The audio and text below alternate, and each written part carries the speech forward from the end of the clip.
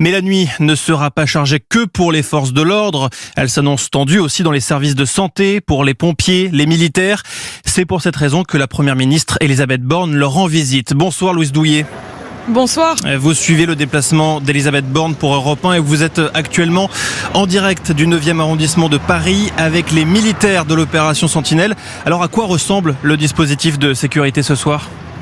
Ce soir, si vous réveillonnez à Paris, vous avez de grandes chances de croiser ces militaires de l'opération Sentinelle. Ils sont 3 fois plus nombreux que d'habitude.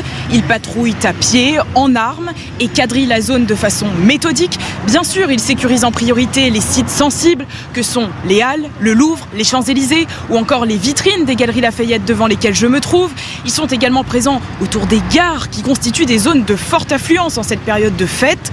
Le but de cette opération qui fête cette année, c'est 8 ans d'existence est double. Il s'agit d'une part de protéger, de rassurer les touristes comme les Parisiens, mais d'autre part de dissuader ceux qui envisageraient de passer à l'acte et ainsi d'éviter toute attaque terroriste. Une semaine après la fusillade de la rue d'Enghien, toute la nuit, les troupes resteront ainsi en alerte, encouragées par les mots de la première ministre qui est ce soir venue saluer leur engagement. Merci beaucoup Louise Douillet en direct du 9e arrondissement de Paris. Vous suivez le déplacement d'Elisabeth Borne pour Europe 1.